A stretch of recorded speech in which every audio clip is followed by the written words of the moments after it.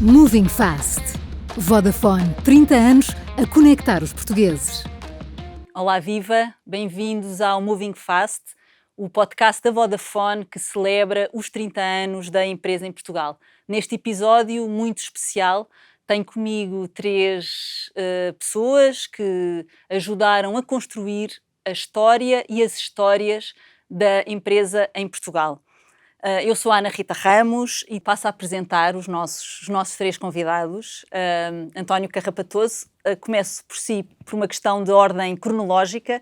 Coordenou a candidatura da Telecel à segunda licença GSM no país e foi o primeiro CEO da Vodafone de 1990 a 2009.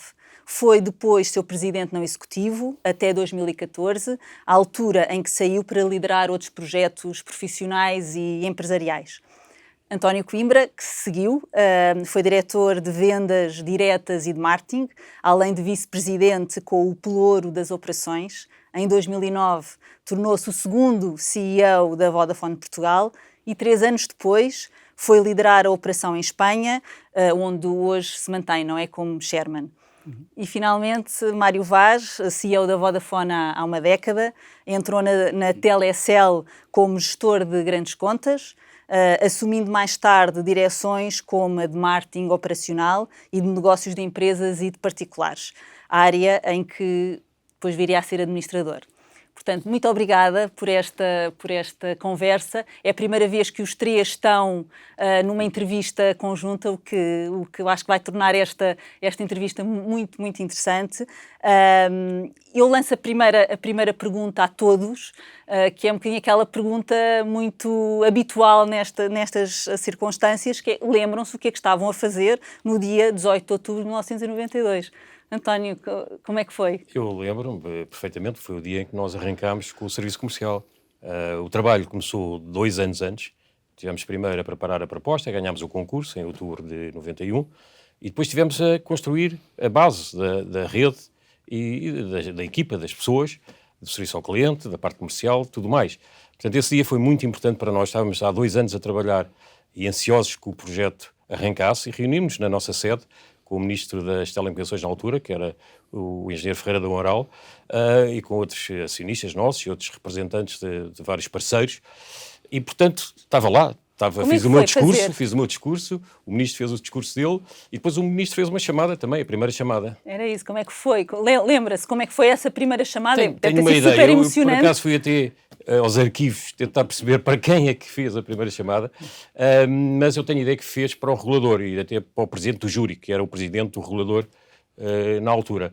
E foi bem sucedida a chamada, não foi daqueles testes falsos, ou aqueles arranques falsos que às vezes se dá, não é? Sim, muito constrangedores, parece que aconteceu há pouco tempo aí com outro rede móvel, não vou dizer o nome, mas aqui os meus colegas são entendidos na matéria, sabem, mais ligado ao Estado, mas foi bom essa primeira arranque, vamos dizer, oficial, formal, e nós tínhamos feito já uma rede suficiente para cobrir cerca de 53% do território e cerca de 80%, 77%, 80% da população. E, portanto, estávamos ansiosos que as pessoas começassem a usar o nosso serviço móvel. Boa. Em Portugal, e nós fomos o segundo operador móvel. Portanto, já existia um que era estatal, vamos dizer, que era a TMN, que existia há 3 ou 4 anos. E nós também fomos aqueles que iniciámos, um dos primeiros pioneiros na Europa, a introduzir um novo standard, que é o GSM, que não existia na altura. Portanto, o nosso concorrente, que já estava há 3 ou 4 anos no mercado, tinha um outro sistema analógico, não havia uma standardização, não só em Portugal, mas não havia na Europa. Eles também arrancaram ao mesmo tempo que nós, ou mais ou menos, mas nós arrancámos com mais força, com o sistema GSM digital, que ainda hoje, de certa forma, é a base do que ainda existe. Há várias gerações. Já estamos no 5G. Já lá vamos. António Coimbra, e consigo, onde é que estava? Recorda-se desse primeiro dia? Lembro-me bem, mas lembro-me mais do dia 19, porque o dia 18 foi um domingo. E, portanto, no dia 18, que aliás coincidem com os anos da minha mulher, tem sempre este problema entre os anos da Vodafone e os anos da minha mulher, portanto, estava com ela com certeza a passar os anos e a assistir a tudo isto, quando António Carrapatoso, enfim, referiu a primeira chamada, esse lançamento. Mas para nós o lançamento a sério foi o dia 19, foi segunda-feira. Então, no dia 18 estava numa azáfama tremenda, ainda a preparar, digamos, a abertura para o dia 19, porque eu entrei na Telecel no dia 1 de setembro. portanto, como diretor de vendas diretas. Tinha 6 semanas para preparar o lançamento. Não havia nada. Nós tínhamos que montar, portanto, as lojas, tínhamos que montar as vendas para as pequenas e médias empresas, tínhamos que montar as vendas para as grandes contas, tínhamos que recrutar as pessoas, tínhamos que formar as pessoas, tínhamos que definir os processos, isto em 6 semanas. Portanto, o dia 19 foi um dia memorável. Da abertura da primeira loja, estava lá, Sim, certo? claro, foi um dia memorável, mas caótico Claro. também, tenho que lhe dizer. Nós abrimos com 3 lojas, portanto, a loja do Via Roma em Lisboa, ao pé da Avenida de Roma, a loja no Porto da Rua da Alegria e a loja em Faro, no edifício Oasis, que o nosso saudoso engenheiro Vaz Branco, que já não está entre nós, dizia que era o edifício mais alto do Algarve, que se via de qualquer lado do Algarve. Lembro perfeitamente ele dizer isso. Fazia as interferências depois. Exatamente. E então, eu estava na loja do Via Roma, portanto, na segunda-feira, dia 19. Foi um dia, enfim, inesquecível, como é evidente. Portanto, um dia, portanto, a loja estava cheia, portanto, clientes com muito poder de compra, porque na altura as comunicações não eram como hoje, estão democratizadas, com muito poder de compra e muito exigentes.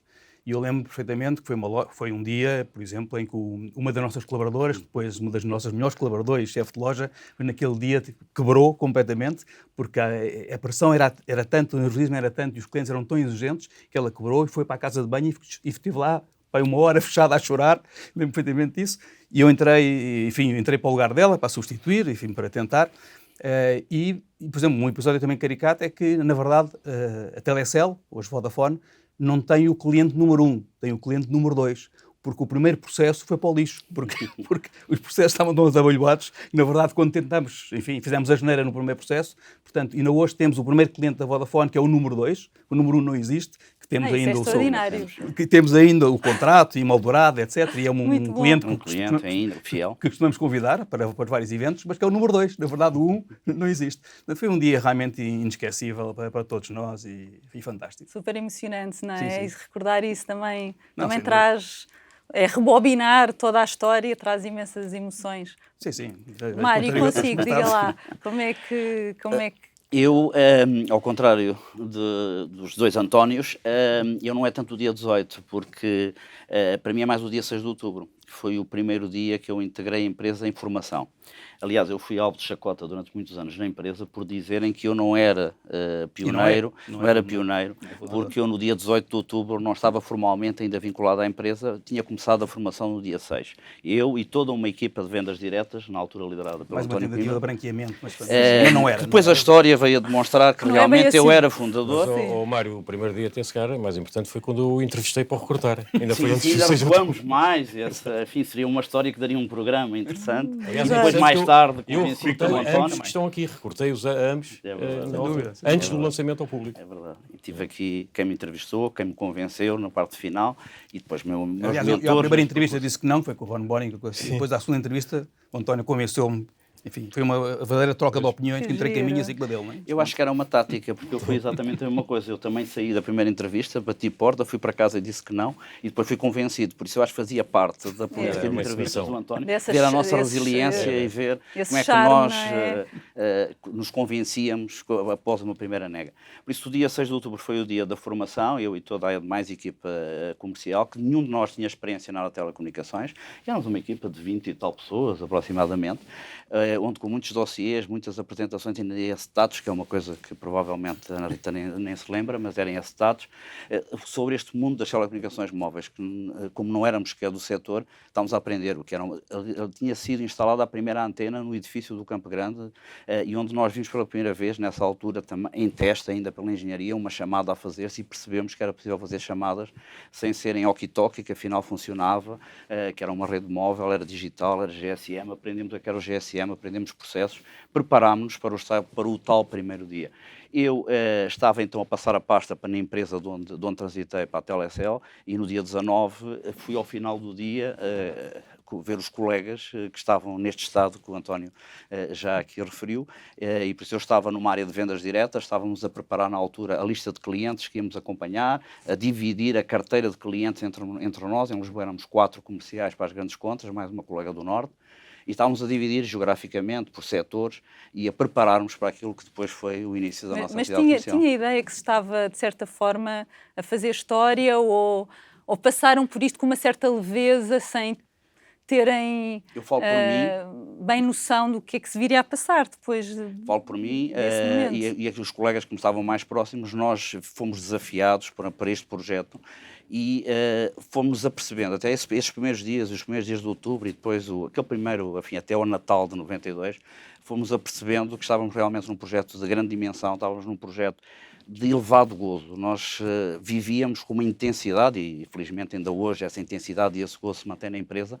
Naquela altura fomos apercebendo no dia-a-dia, por aquilo que estávamos a fazer, por aquilo que era a reação das pessoas, aquilo que estávamos a transformar e a modificar nos hábitos de consumo, em todas as áreas que seguramente falaremos, sobre comunicação, política de emprego, comunicação dentro da empresa, que era uma empresa totalmente diferente dos estándares e estávamos a fazer parte de um projeto que ia ter história. E algo verdadeiramente novo, não é? Era totalmente novo. Nós construímos o projeto a partir do zero, literalmente. Nós tivemos primeiro uma licença e depois formámos a equipa e arrancámos. Eu fui o primeiro colaborador da empresa, como CEO logo de arranque, mas há algo interessante que o Mário disse, convém também realçar, é que uma grande parte de nós não tinha experiência nas telecomunicações. Eu próprio vinha mais da área financeira ou da área da gestão em geral, vinha de uma área do banco de investimentos, e muitos dos meus colegas também não tinham essa experiência. E, portanto, eram pessoas que não eram do setor, algumas obviamente que eram, aquelas tinham a ver com a parte técnica, senão então aquilo não funcionava, e com criar a rede, etc. Mas havia uma parte muito substantiva que não era das telecomunicações. Eu acho que isso também foi bom, que vínhamos com a cabeça totalmente aberta. Isso também resultava do facto que as telecomunicações até então tinham sido dominadas por empresas do Estado. E até era difícil ir lá buscar pessoas, porque eles estavam confortáveis, olhavam para nós com um certo desdém, porque era a grande PT, na altura não era a PT, mas era o conjunto dos TLPs, CTTs e Marconi, e portanto era muito difícil ir lá buscar também alguém, porque eles achavam que íamos ser pequeninos, nem ninguém acreditava muito nos telefones móveis. Repare que nós ganhámos o concurso, porque fomos aqueles que acreditávamos mais nos telefones móveis, na penetração dos telefones móveis, mas mesmo nós próprios não antecipávamos um crescimento tão grande. Nós, quando fizemos a nossa proposta... Não é grande e muito rápido. Quando fizemos a proposta, e fomos de longe os que fomos mais ambiciosos, estávamos a perspectivar um crescimento que no ano 2000 a penetração seria de 6%. 6%. Ou a seguir tinha uma penetração prevista de 2,5%, ou uma coisa desse tipo. E os números foram surpreendentes, Quando chegámos ao ano 2000 era 60% a penetração já, não é? Portanto, quando se diz que estávamos a fazer história, até um certo ponto, ok, percebemos que aquilo era um momento bastante importante, que alguma coisa estava a nascer importante, e como diz o Mário, estávamos muito entusiasmados todos, que era uma coisa nova e que podíamos fazer a diferença. Não estávamos a antecipar que íamos ser... Nós não tínhamos consciência de que ia ser o que foi. Mais tarde, sim. Mas eu lembro que chegámos ao fim do primeiro ano com 7 mil clientes, por exemplo, e era já um sucesso brutal, não é? Portanto, acho que começámos a tomar consciência que o que estava a acontecer, esta revolução das comunicações móveis, que foi uma revolução, como a revolução dos computadores pessoais na década de 80, esta foi a revolução da década de 90, claramente. Acho que só a partir do segundo ou terceiro ano que a coisa começou a explodir de uma forma impressionante. E nós é que fomos o motor disso, nós é que éramos o challenger. Portanto, os outros estavam no mercado e a própria PT estava muito dependente dos telefones fixos. Portanto, nem queríamos estimular os móveis e tentávamos condicionar, porque nós precisávamos deles para fazer interligações à rede, base de telecomunicações, e portanto isso fomos completamente, vamos dizer, minados em muitas dessas ações. Sim, e nesse aspecto a Telecel... Sim, mas ganharam-nos respeito muito rapidamente. Sim, foram ganhando respeito, porque os números eram... Porque perceberam que, enfim... Sim, a questão da democratização das telecomunicações veio muito... Eu estava a dizer que porque nós realmente não tínhamos não éramos uma empresa típica de telecomunicações, como eram as empresas estatais até à altura. Éramos uma empresa de serviços, muito orientadas para o cliente, com uma política e uma orientação para o cliente totalmente nova. Enfim, coisas básicas, hoje em dia, que são quase ridículas de falar, mas que nós lançámos em 92, que eram super inovadoras. Serviço de atenção ao cliente 24 horas, 7 dias por semana. Não havia. Não havia à noite, não havia nem no fim de semana. Fatura detalhada ao cliente, não havia. Foi nós que lançámos. Quer dizer, coisas que hoje... Enfim, lojas de telecomunicações, com demonstrações, etc. Tudo isso foi uma inovação tremenda na década, no princípio de 90. Estamos a falar numa altura que não havia internet, nem mails, nem nada dessas coisas, não é? Portanto, estamos ainda na época do caso, não era do telex, mas do fax. E também inovámos muito também na comunicação. No sentido dessa democratização. Sim. Porque os nossos concorrentes, o que faziam na altura, ainda lembro bem, era anúncios que era um senhor, um quadro, lá de topo de alguma empresa, ou o que fosse, ou então um empresário, que andava de descapotável, do seu BMW, ou Porsche, não percebo, Mercedes, seja o que for, com a senhora, e depois ele fazia um telefonema do carro para o centro de ténis, para marcar uma aula de ténis ou não sei o quê. Os estereótipos todos, não é? Também na altura vendiam os telefones a 800 contos. Exato. Quer dizer, agora os telefones, bem, os analógicos eram brutais. Mas mesmo o nosso de arranque também era um pequeno tijolo. Era 2,2 kg. Não era um grande tijolo, mas era um pequeno tijolo. A gente não tinha coragem de chamar de telefone móvel, chamávamos transportável, porque na altura era transportável, pesava 1 kg e tal, 2 kg, que era muito bom, porque os ordenadores estavam a 7, não é? Que era um Motorola 1000, que não me lembro bem, que era assim uma coisa, enfim, um tijolo transportável.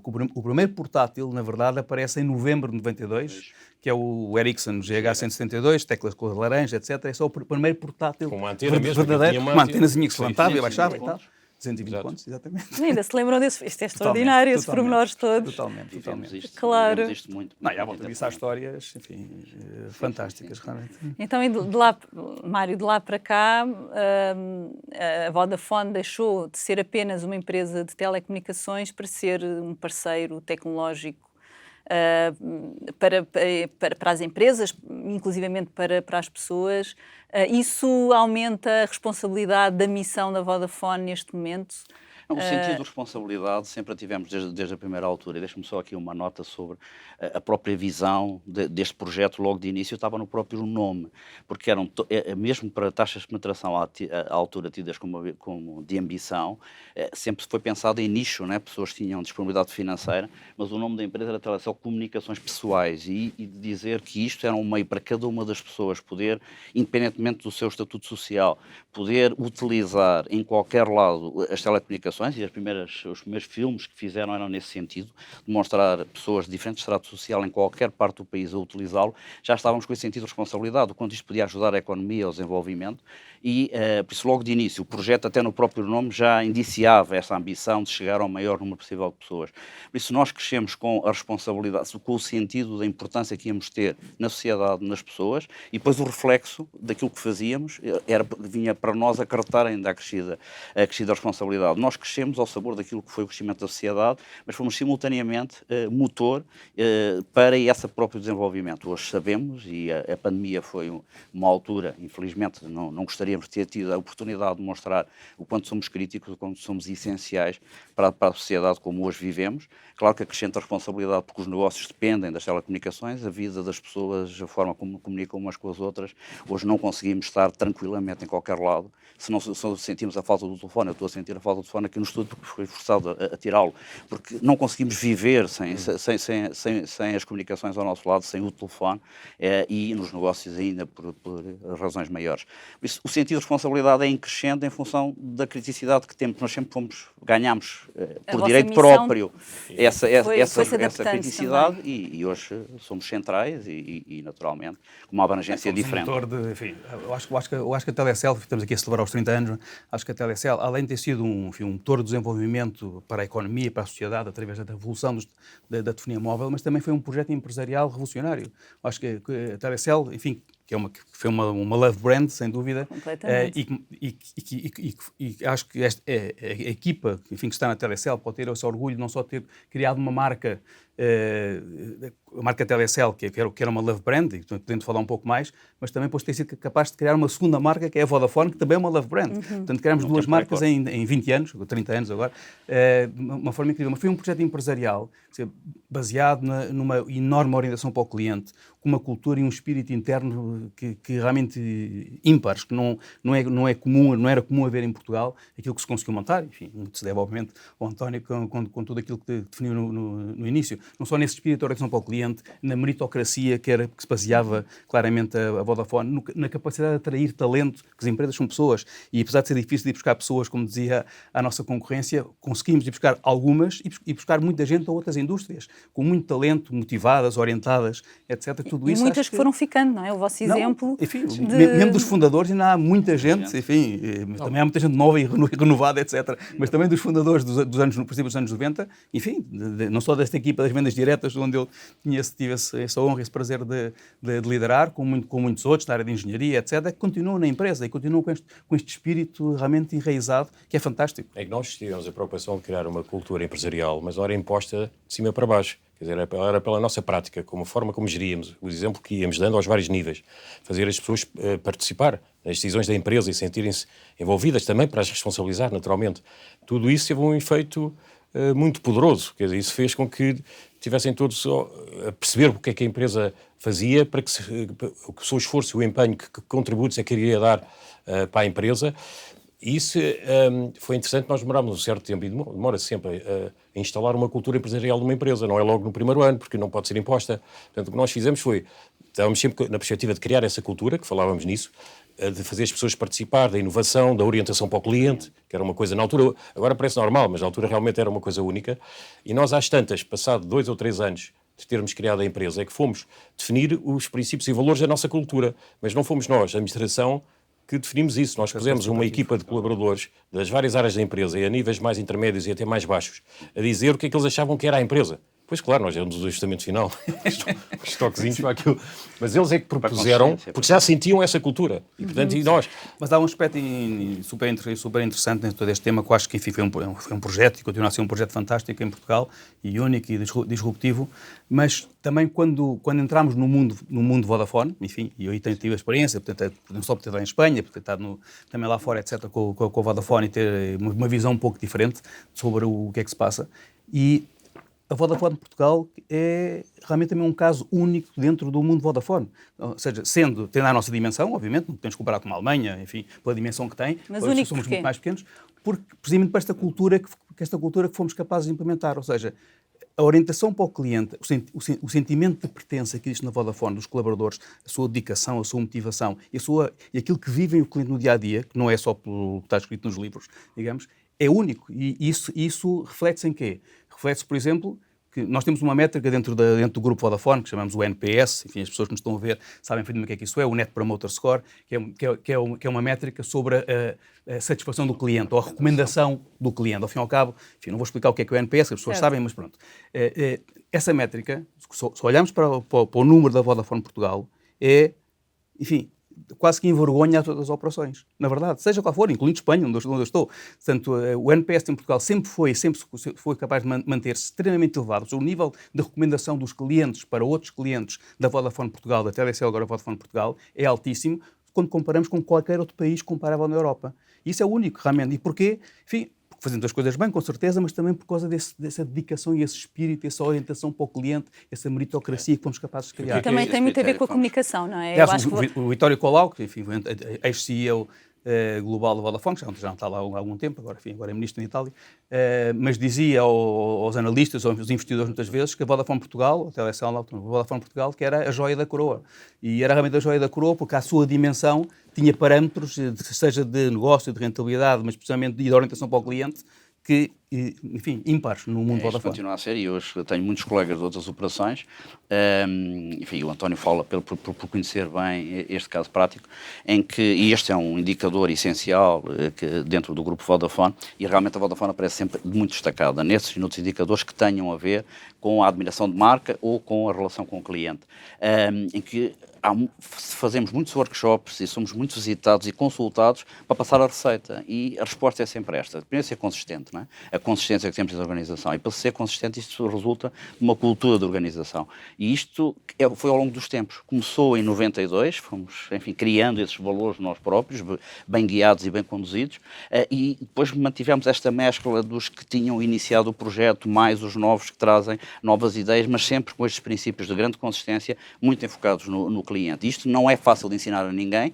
é algo que demora tempo, foram 30 anos a fazê-lo, espero que muitos outros no futuro que continuem nesta senda, que não se ensina, que se faz e que se aprende, e é algo muito, muito, muito específico. No âmbito também do mérito e da promoção do mérito, também era uma empresa muito diferente, e até nas grandes organizações em Portugal, muitas vezes as pessoas assumem funções por razões que às vezes não têm a ver com o mérito. Eu, enfim, não quero puxando a brasa à minha sardinha, eu sou um exemplo disto. Eu comecei como um comercial a vender e a explicar o que eram telefones nas grandes empresas, e tive o privilégio de ser reconhecido o esforço, o trabalho, eu e muitos outros, porque muitos outros seguiram e me acompanharam também neste projeto. Cheguei a CEO da empresa, que é algo de alguém que começou como comercial no primeiro dia. Não éramos uma empresa política, quer dizer, não no mau sentido, não punhamos os amigos, ou os primos, ou isto, ou aquilo. E tínhamos um certo sentido de justiça, não? Procurávamos ser justos na avaliação. Ao princípio. E, portanto, essa parte pusemos sempre de lado, quer dizer, afirmámos-nos sempre como uma empresa mais profissional, mas também humanizada, em que tínhamos que estar também entusiasmados, tínhamos que desenvolver as ideias juntas, mas depois também havia responsabilidade, também se pedia contas, também havia relatórios. também havia os KPIs, também havia isso tudo, não é? Mas num clima positivo, não é? Vocês têm uma coisa muito característica que é de facto a comunicação. Os dois Antónios já falaram um bocadinho disso, que é uma comunicação muito, muito irreverente, mas também muito emocional e muito próxima. Como é que falar às pessoas, não é? Como é que isso também ajuda a esse reconhecimento, Mário? Não, ajuda necessariamente. Mais uma vez, quando eu há pouco referi o tema consistência, a consistência tem que estar em todas as formas de contacto com os clientes. A comunicação também é um elemento de contacto importante e de criação de expectativas e de resposta também àquilo que sejam estados de alma dos nossos clientes. Nós somos uma empresa que chegamos a todos os portugueses e por isso temos que falar para toda a gente e temos que gerir emoções. E nós sempre falamos com boa disposição ou falamos com irreverência, apontamos caminhos de futuro, antecipamos, e algumas vezes até de forma excessiva em antecipação, alguns projetos que até foram antes de tempo, mas que já antecipavam tendências futuras e que as fizemos. E a comunicação foi sempre um eixo muito importante, e por isso somos uma marca admirada em Portugal, porque comunicamos para as pessoas ou para as empresas, mas falamos, no caso das empresas, falamos para lhe dar resposta àquilo que são os seus problemas, aquilo que precisam de ver resolvido e que nós podemos colaborar, e para as pessoas falamos também de uma forma emocional, seja ela na boa disposição, seja ela até a alertar para casos como foi agora, por exemplo, as nossas campanhas de Natal, o último Natal, falamos para a violência doméstica, não temos medo de falar de causas, mas falar para as pessoas e com também isso, enfim, na linha que estávamos a falar antes, também nesse aspecto, claramente, na década de 90, fomos claramente inovadores e disruptivos. Quer dizer, a comunicação da Telecel, e depois mais tarde também a comunicação da Vodafone, foi enfim, uma pedrada no charco, aquilo como se comunicava. Não só na campanha de lançamento do World in Your Hands, mais tarde o Toshin do Pastor, enfim, a campanha era, como dizia, era irreverente, era um humor inteligente, mas enfim, um bocadinho picante, etc. A própria campanha de lançamento, quando nós lançámos, fazíamos um paralelo entre o analógico e o digital, fizemos um mailing perfeitamente aos clientes com um CD digital, lá era a altura dos CDs, que era digital, e depois punhamos ao lado um vinil, que agora está na moda outra vez, mas um vinil que era um analógico, em que a banda chamava-se qualquer coisa que era, penso, qualquer coisa Music Notes, não sei se era qualquer coisa, que eram as iniciais de TMN, que era a TMN, não é? E era com a Tele Music Notes, que era o vinil que estava ao lado. Portanto, sempre tivemos aquele picante de também picar um bocadinho a concorrência, etc. Claro. Lembro dos nossos anúncios de apoio a clientes, do Cucu para a concorrência. Enfim, sempre pusemos uma comunicação que era extremamente atrativa e acho que mobilizou muito também, enfim, colava muito nas pessoas, não é? As pessoas repetiam aquilo. E internamente, os próprios nossos colaboradores sentiam-se orgulhosos da comunicação da Vodafone, e isso é fundamental também para criar este espírito de equipa que estávamos a falar há bocado, o sentido de pertença, etc. Portanto, não só tocava bastante as pessoas, portanto, com essa irreverência, mas também conquistava muito internamente, fazia com que as pessoas, ainda hoje, que se sintam orgulhosas da comunicação. E continua, acho que também é uma linha que se criou, enfim, uma cultura e que fez claramente história dentro da Vodafone, portanto, não só da Telecel, mesmo para a Vodafone, que hoje há uma comunicação mais homogénea dentro da Vodafone, mas a Vodafone Portugal tem uma comunicação que continua a ter uma comunicação muito própria e distinta das operações. A comunicação interna tem que se prestar sempre, obviamente, atenção, mas ela própria tem processos, tem sistemas formalizados, quer dizer, só o facto de termos um sistema de planeamento bem feito, em que discutimos com as pessoas os princípios e a estratégia geral da empresa e os principais objetivos estratégicos, em que damos a oportunidade às pessoas então de apresentar os seus objetivos para alcançar os objetivos estratégicos e de fazerem o seu plano, em que discutimos com as pessoas o plano delas e tentamos, obviamente, criar um alinhamento entre as chefias para que esse plano fique de consenso com todos. Até ao ponto de, desde o início, o CEO fazia, e julgo que ainda faz, Mário, uma reunião anual com todos os colaboradores. Claro que às vezes começaram a ser tantos, não eram já 1.200 colaboradores, hoje em dia reduz-se um bocado por diversas razões, como é natural, mas eram reuniões magnas, mas de apresentação de que o CEO se expunha para apresentar a estratégia geral e os objetivos estratégicos da empresa. E, portanto, sempre encarámos as coisas diretamente, sem grandes subterfúgios nem enganos, porque isso não quer dizer que fôssemos perfeitos, que fôssemos todos só bons rapazes, temos de ter o nosso lado, todos nós, provavelmente menos positivo, não éramos a última Coca-Cola deserto, mas é como aqui tanto o António e o Mário disseram, realmente diferenciávamos, não só na aproximação ao mercado, ao cliente, mas também internamente isso sentia-se. Todos, de certeza, têm histórias fantásticas para contar da Vodafone que não estão registadas em mais lado algum a não ser na vossa cabeça. Portanto, o que eu vos peço é que contem uma cada um ou alguma história que vos tenha marcado, que possam partilhar. Sei que algumas não poderão partilhar, mas as que podem... Mário. Só, talvez porque é mais pelo humor e agora 30 anos depois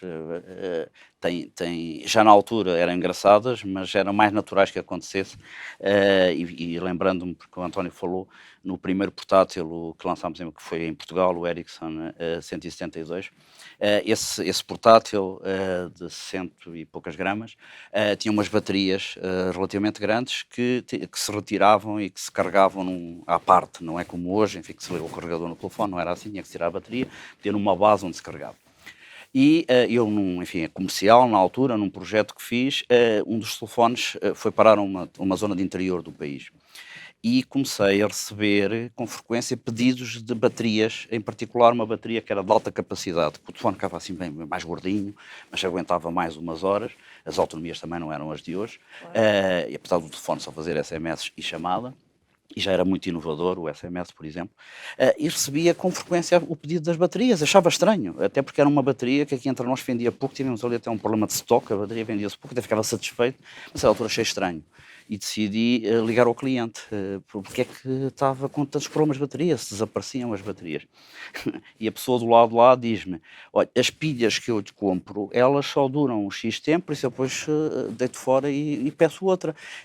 O telefone tem realmente um problema, estas pilhas, isto sai caríssimo, porque eu gasto um dinheirão em pilhas, estou sempre a deitar fora e a colocar. Pronto, isso é uma história caricata.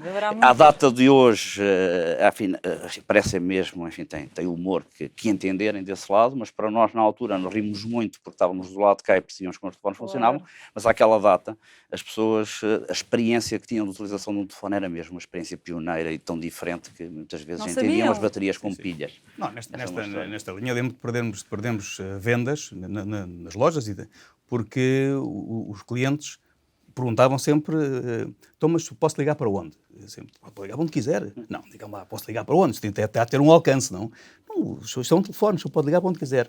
E a pessoa não comprava, assim, não, o senhor não está a falar a verdade, é impossível, porque isto tem que ter um alcance, portanto não diga quando é que liga, pode falar para 10 km, 30 km, 100 km, mas não para qualquer lado, e havia gente que não comprava o telefone porque não se convencia que era assim. Pensava que era publicidade enganosa. Pensava que era o tipo walkie-talkie. Mas numa destas histórias, enfim, engraçadas, quase todas elas são do início, porque, enfim, pelo aquilo que o Mário está a dizer, até nas lojas, etc. Mas, por exemplo, falar um episódio das vendas caricato também que tivemos vários, precisamente porque às vezes eram pessoas que não eram de telecomunicações, mas tinham, enfim, tinha algumas competências comerciais. Lembro-me tanto de um dos nossos vendedores, que o Mário conhece muito bem, que eu não vou dizer o nome, um dos nossos vendedores das PMEs, deve saber qual é, que ao princípio nós contratámos, enfim, eram daquelas poucas exceções que eu falava há bocado, contratámos e ele ao princípio era dos melhores vendedores que eu tinha. Mas uma coisa impressionante, o homem vendia, que era um disparate, mas de uma forma estonteante, vendia todos os dias. Para as primeiras semanas aquilo foi sempre a aviar, uma coisa impressionante, todos contentes. A altura, às vezes, vendas. Ele era uma pessoa muito bem relacionada, mesmo com a High Society, relacionava-se bem com as famílias finas deste país, da altura, de então, de 92, 93 e tal. Portanto, era uma pessoa muito bem relacionada e vendia que era um disparate. A certa altura, eles começaram a cair. Bem, deixou de vender. Eu chamei, eu sabia o que é que se passava e tal. Perguntei, eu sabia o que é que se passava. Disse, o que é que se passa contigo? És um vendedor fantástico, não sei o quê, agora não vendes nada. E a resposta dele, engenheiro, sabe? Acabaram-se umas tias. Porque ele vendia às famílias todas enquanto houve. Quando acabaram os conhecimentos, pum! E foi-se embora, claro, saiu da empresa passado pouco tempo. Hoje é um grande amigo meu. Mas tinha muitas tias. Tinha muitas tias. Mas vendeu às tias todas. Fantástico. Muito bem. Sim, quero já agora. Não, dentro desse início e do arranque, e das pessoas não estarem acostumadas a utilizar os telefones móveis, um cliente ligou para o serviço de apoio a clientes a dizer que o som era baixo do telefone, porque não conseguia ouvir bem, e do outro lado também às vezes pareciam que não ouvia bem, e depois percebeu-se que ele usava o telefone como um walkie-talkie, porque antes, como não havia o sistema móvel, as pessoas não estavam habituadas a pôr um telefone, agora não se compreende bem isso. O que havia era o walkie-talkie, que é aquele sistema que é assim, que se pega assim, que se fala à distância. Portanto, ele falava ao telefone à distância, assim. E, portanto, nem eu ouvia muito bem, porque os altifalantes na altura também nem ligava bem ao altifalante, nem a outra pessoa conseguia ouvir o que ele dizia. Portanto, mas se calhar o mais caricato, pensando bem, isto mostra como é que são os tempos, é que ainda na altura, no arranque, e mesmo depois de termos lançado, havia muitas pessoas que juravam que nunca iam ter um telefone móvel. Isso é que é a coisa que hoje parece caricata, não é? Mas isso é que resultou também... Que achavam ridículo até as pessoas estarem a falar na rua. Mas isto, exato, era mal visto. Era mal visto. Parecia que a malta estava a fazer-se, a armar-se e tudo. Mas por isso mesmo, é que também nós ganhámos o concurso. Porque o concurso era baseado, quando foi a atribuição da licença, quem é que investia mais, quem é que se comprometia a cobrir mais o país. E o que aconteceu é que nós fizemos estudos de mercado, como os outros todos fizeram, não é?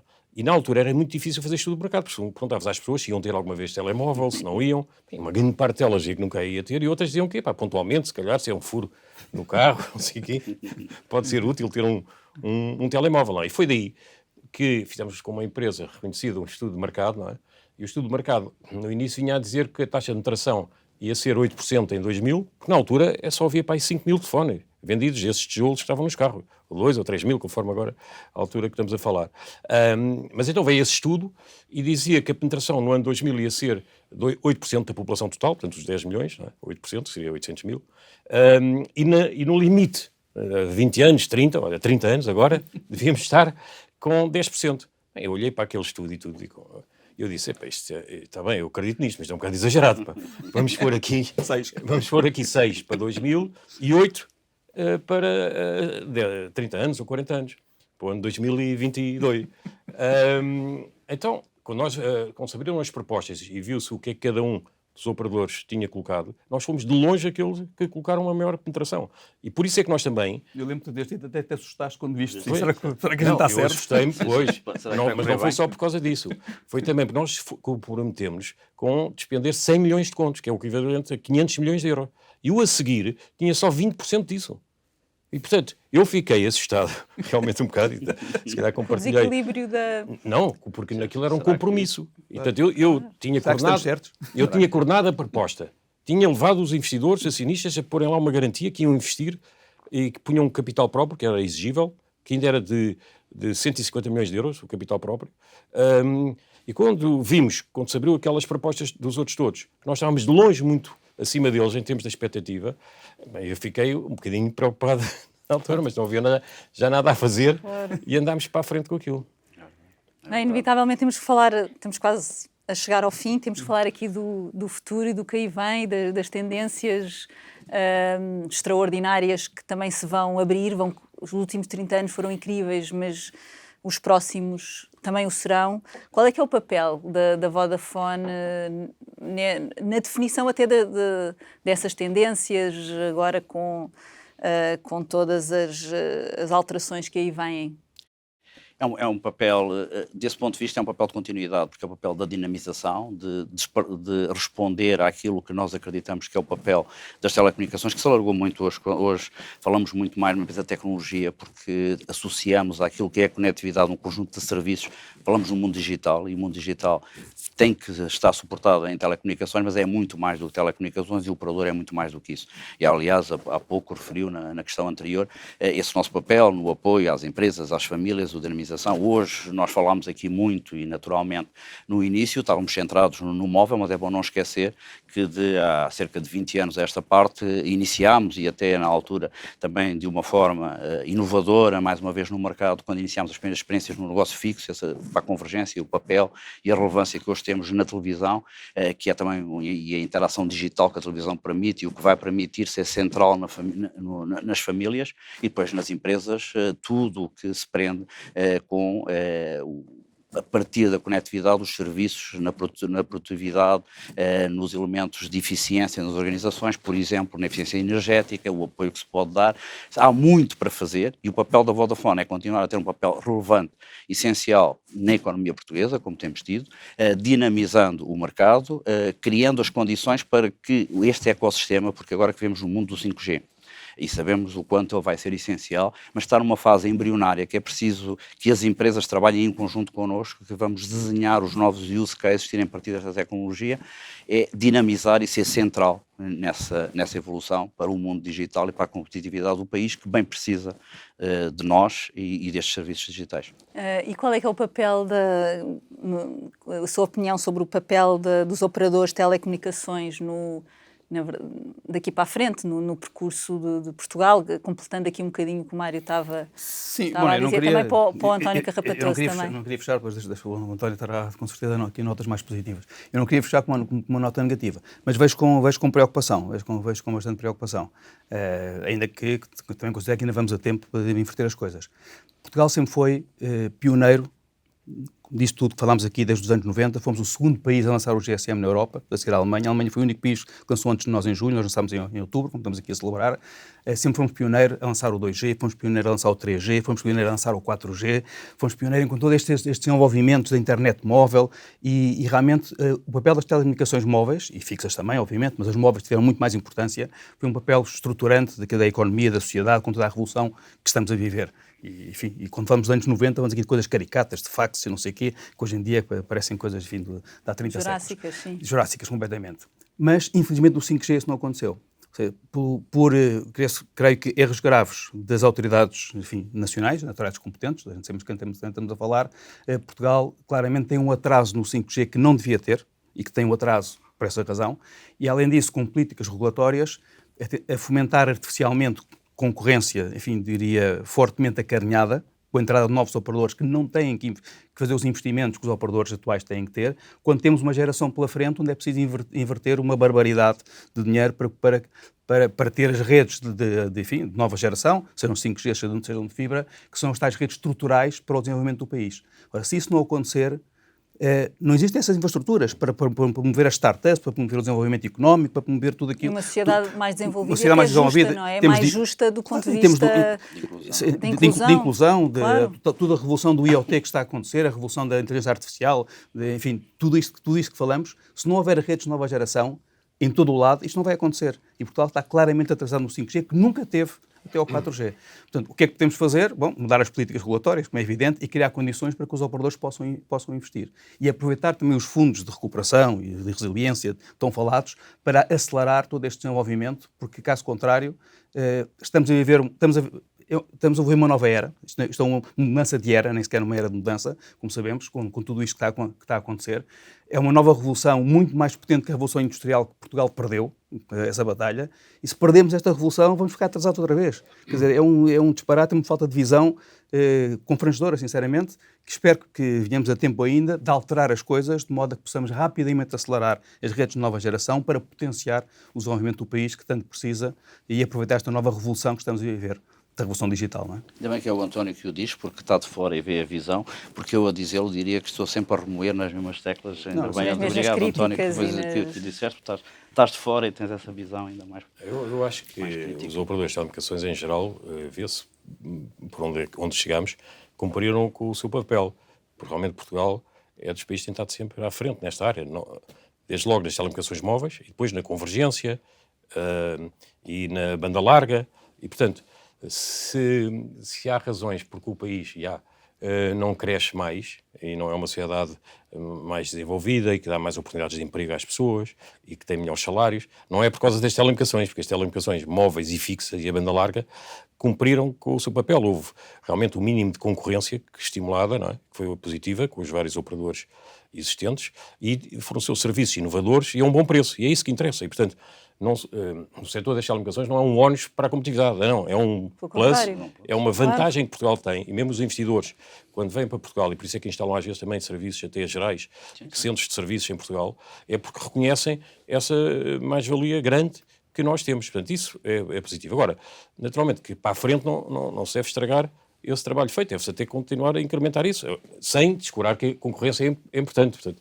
eu agora já não estou, posso estar de coração na Telecel Vodafone, mas já não estou dentro da empresa. E, portanto, a minha visão também é sempre mais do interesse geral e interesse comum, não é? Completamente imparcial. E, portanto, eu reconheço que há uma importância grande que exista a concorrência, mas, naturalmente, que tem que ser uma concorrência clara, tem que ser uma concorrência que não beneficie ninguém, quer dizer, que estimule a concorrência, não é? E que permita o retorno do investimento e que não haja enganos de achar-se que por fazer isto ou aquilo que vai necessariamente haver melhores serviços. Isso vai resultar do jogo limpo e franco e aberto da concorrência. Portanto, e será sempre útil haver essa concorrência no futuro. Bom, estamos mesmo a chegar ao fim da nossa conversa. António Carrapatoso, olhando para este percurso, desde a Telecel, se tivesse que definir numa palavra o que é que foram estes 30 anos, que palavra escolheria? Escolheria a inovação, por um lado, e escolheria também uma palavra mais técnica de valor acrescentado, mas esse valor acrescentado é um valor acrescentado para muitos públicos, ou seja, é para os nossos acionistas, ou foi para os nossos acionistas, naturalmente, ainda será, mas é também para os nossos clientes, obviamente, que são, como nós dissemos, sempre os consideramos o nosso foco, o nosso farol principal eram os nossos clientes, mesmo para satisfazermos os nossos acionistas. Se não satisfizéssemos os nossos clientes, não éramos capazes de satisfazer os nossos acionistas, nós tivemos sempre essa preocupação de não ficar fixados só num fim último, que era satisfazer a rentabilidade dos acionistas, porque isso muitas vezes é demasiado curto e pode não levar às melhores decisões.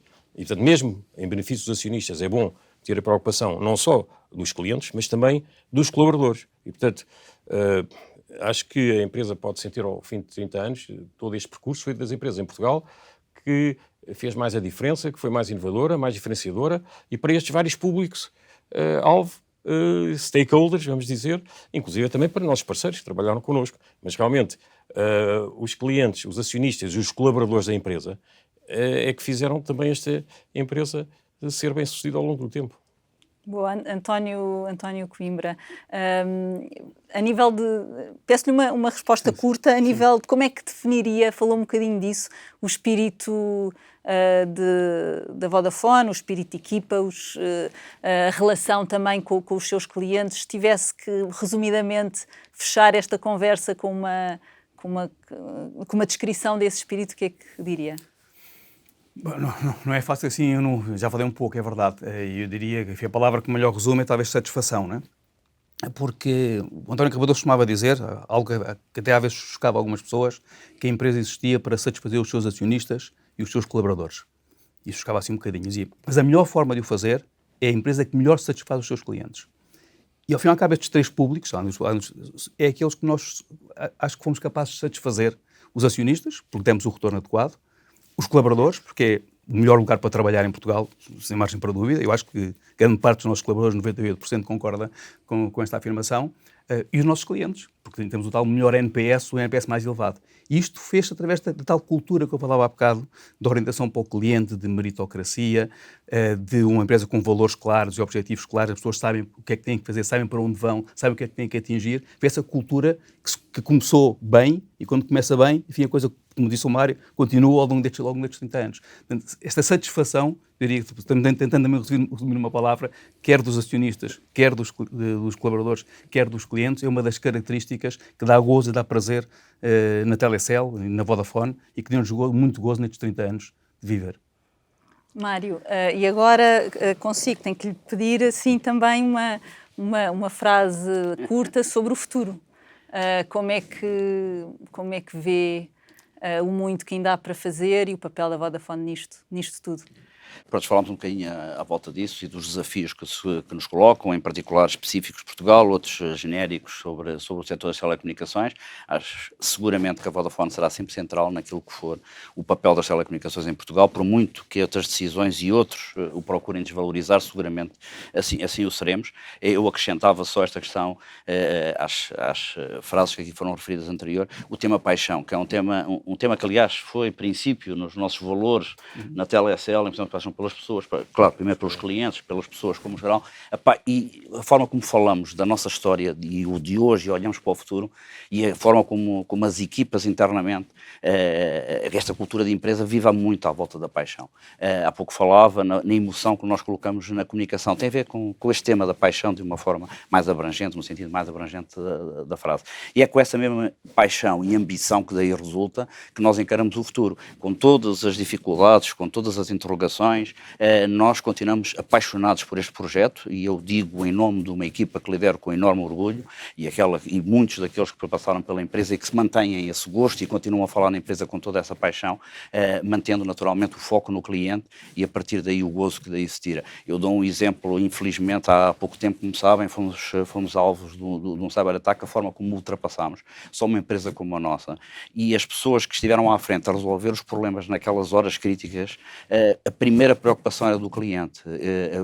A prioridade de todos era nós temos que resolver isto rapidamente por causa dos nossos clientes. Não era porque o Mário está a pedir, não é porque isto haja qualquer obrigação que a gente tem. É os clientes que precisam disto. Este sentimento é o que nos dá a energia, a coragem para o fazer. Isto foi uma mescla entre as pessoas que estavam há 30 anos e que sabem como reconstruir e fazer e aqueles que tinham energia e os novos que estavam na empresa, toda esta mescla de cultura que dá otimismo para o futuro e seguramente que a Vodafone vai continuar por outros 30 anos a ser motivo para um programa como este daqui a 30 anos, seguramente, espero que pelo menos os meus colegas o possam aqui estar, mas que outros falem sobre o sucesso de 60 anos e que os próximos 30 sejam de tanto gozo quanto este.